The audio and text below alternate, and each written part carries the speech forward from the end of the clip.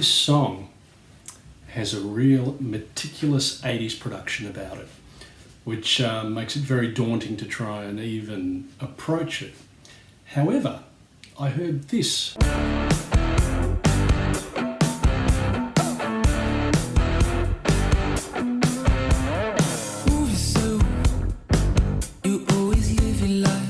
And I thought, you know what, if I can capture some of that vibe, maybe it'll be possible to pull this one off. And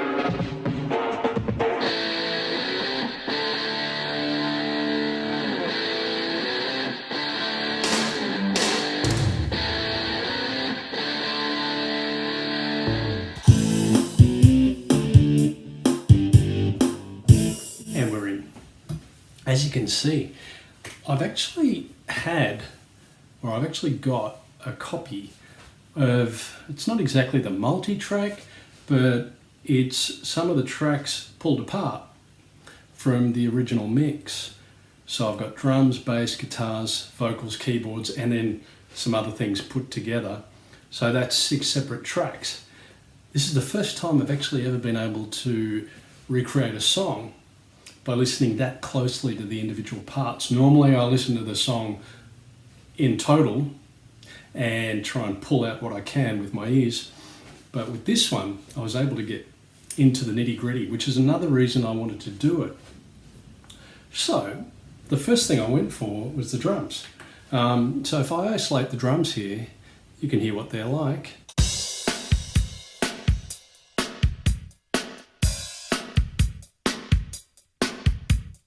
That was straightforward enough once I got the drum sound.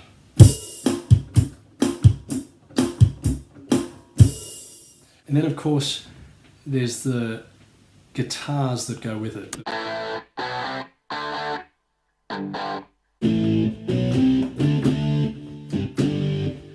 So I recorded that and recorded the drums just to get me into this track.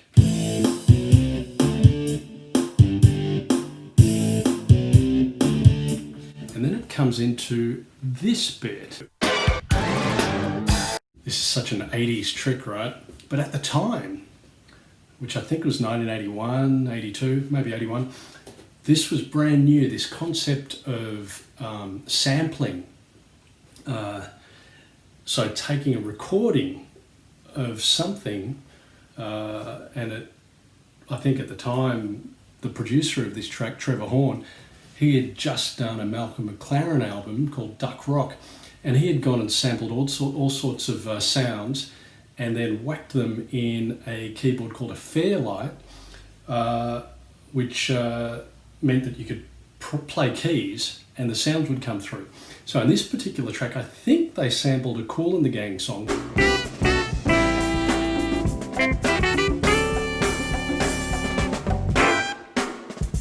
Chucked it in the Fairlight and just had the orchestral hit.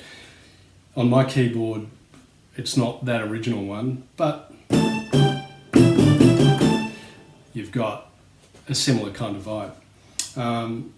So yeah, this was brand new in 1981. However, now we've all got it on GarageBand on our iPhones and iPads. You can actually get the sampler on your GarageBand, go out, record a bird singing, bring it in, and then play it on your keyboard.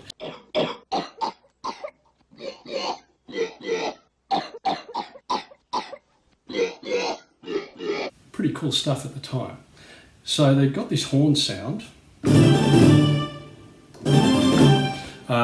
which they sampled, or a big orchestral sort of thing. So I think it goes like this. But if you listen, there's a bit more than that going on.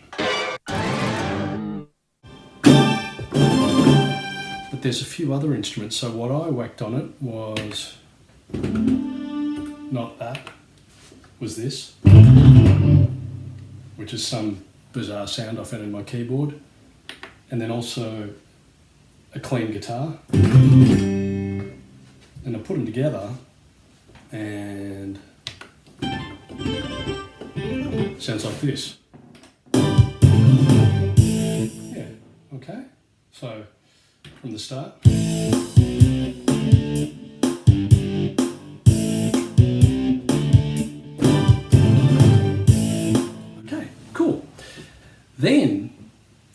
there's this really nice little guitar lick that happens.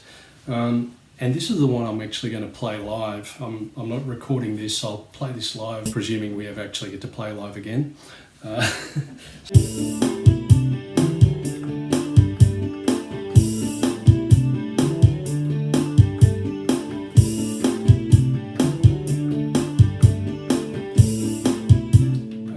So it's not exact, but let's have a listen to the guitars on their own doing that.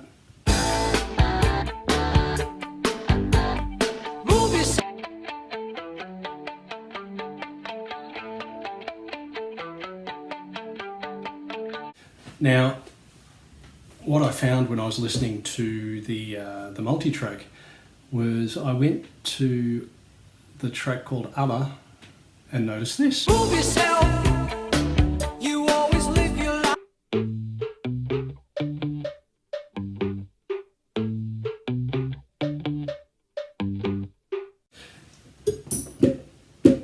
So the way I did this was I did a cowbell and I did the pitch bend to tune it down a tone, and then I went up to this sound like this.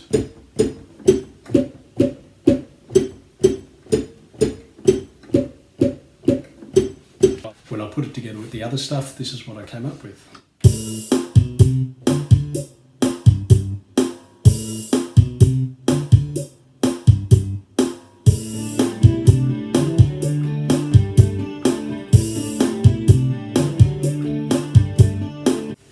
The next bit is another one of those orchestral hits. Shake, shake yourself.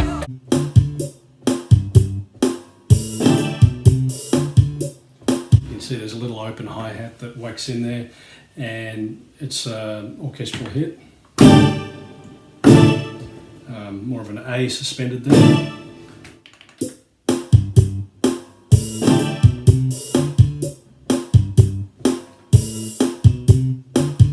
Gets into the chorus, which is A suspended.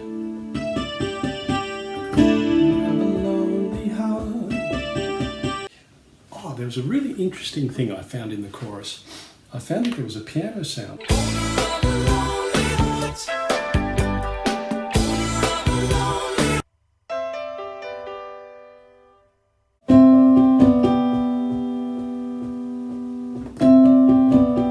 Yeah, so there's that, and then there's me doing this live.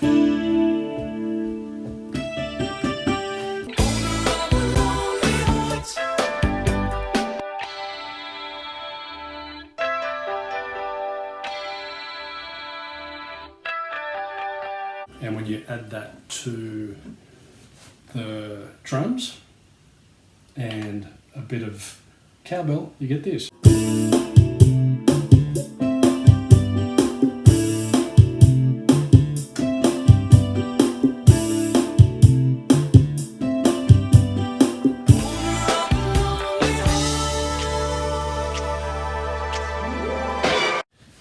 So I just got a string sound there, which I've got somewhere here.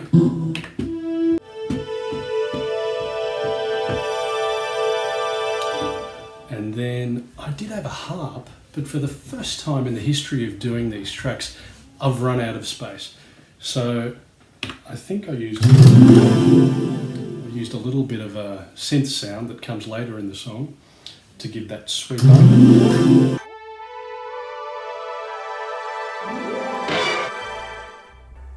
Anyway, this is what I ended up with.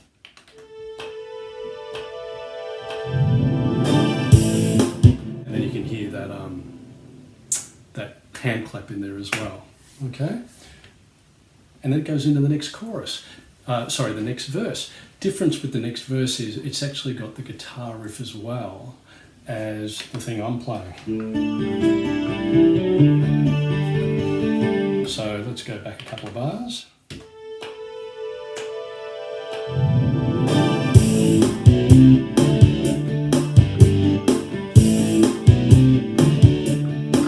And then there's a nice cool little bit coming up. Check this out. Say you don't want to chance it. You've been hurt so before.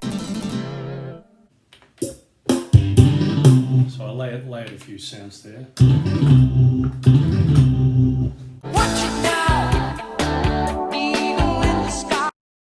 Who knew that was there? So I found the C second inversion chord, played it, bent it up, then bent it down. It comes out like this.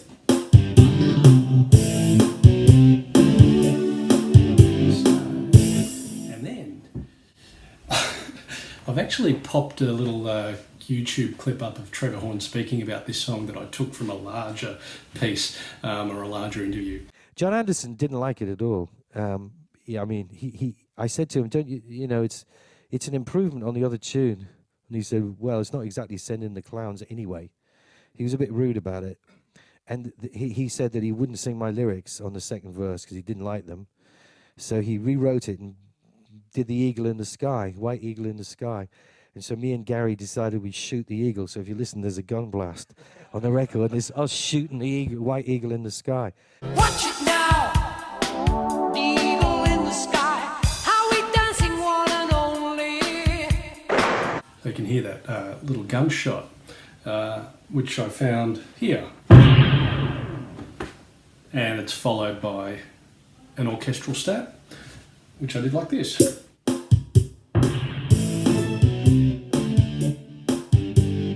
And then after that comes up this little bit,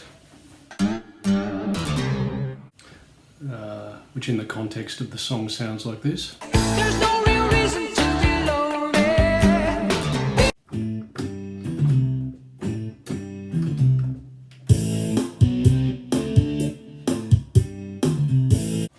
Then we're into another chorus.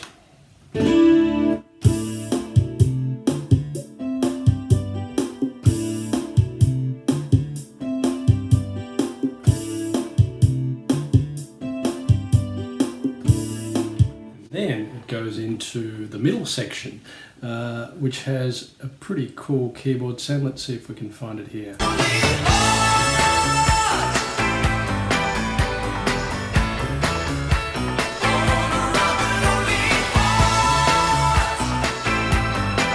There's lots going on there, isn't there? So there's the horn. Yeah, so it's E, F sharp A, then an A major first inversion. Then you'll also hear that there's piano doubling the bass line.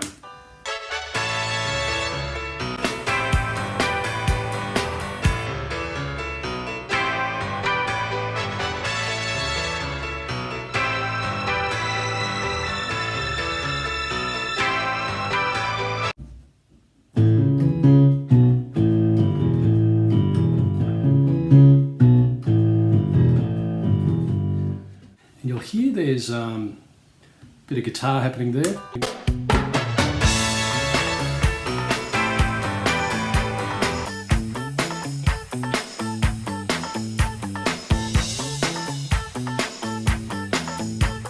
And there's a hand clap as well, right? So it's...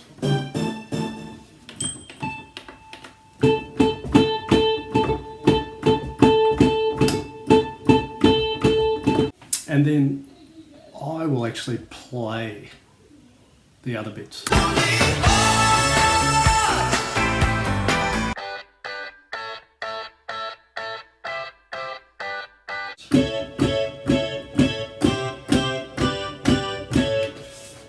Like this.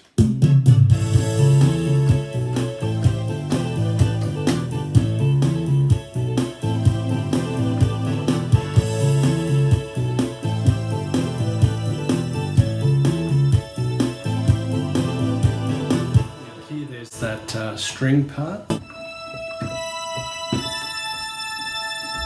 Now, I decided that I'm going to cut out the solo because, to be honest, there's no way I'm going to be able to recreate that.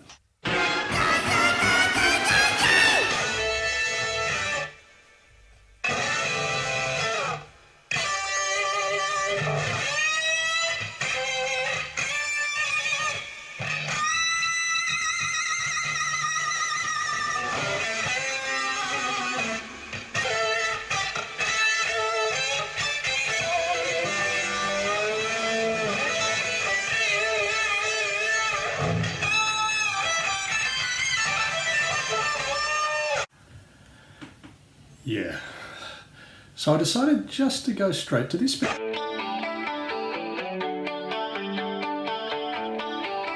You might be wondering why I haven't talked about the bass at all. Well, it's for the reason because in the Gotcha 80s covered duo, I play the keyboards, do a bit of singing, and Marshall plays the bass. So it's going to be pretty cool when I, number one, tell him that we're doing this song because he doesn't know, and number two, tell him that he's singing it as well, which I hope he can sing it. We might have to change the key, but anyway, we'll worry about that later. But the bass is none other than the impeccable, legendary Chris Squire. He doesn't play a whole lot in this song to rave about. However, if you listen to the bass, you'll hear that it's got an octave on it, and he's got a nice groove going.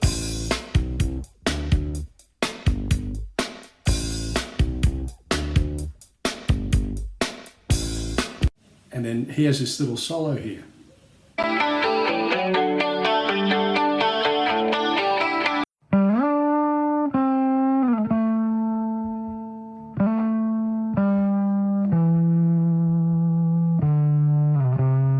So I really like that bit, and I love when the drums come back in. So I'll be doing my little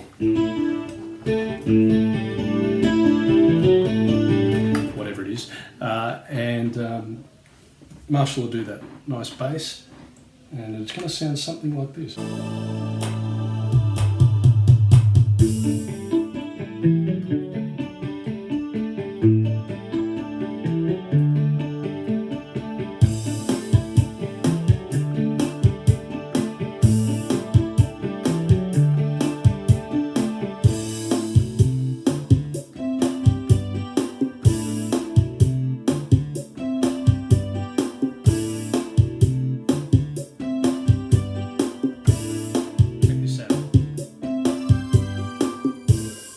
So I'd always picked that little bit up with my ears, but I never really knew exactly what it was.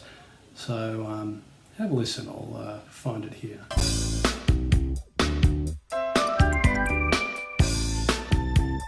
I found a little fluty sound to do that.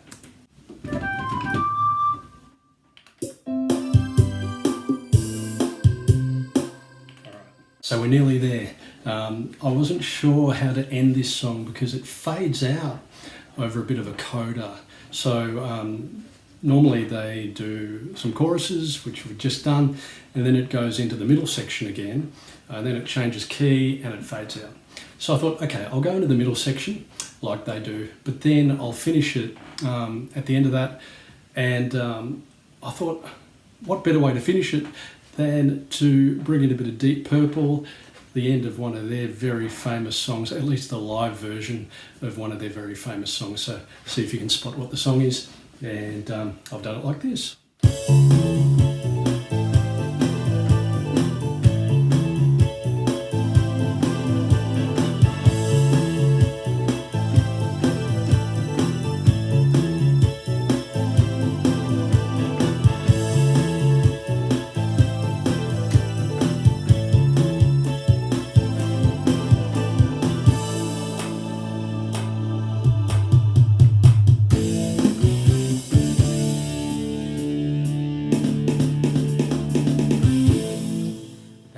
Hope you enjoyed that one.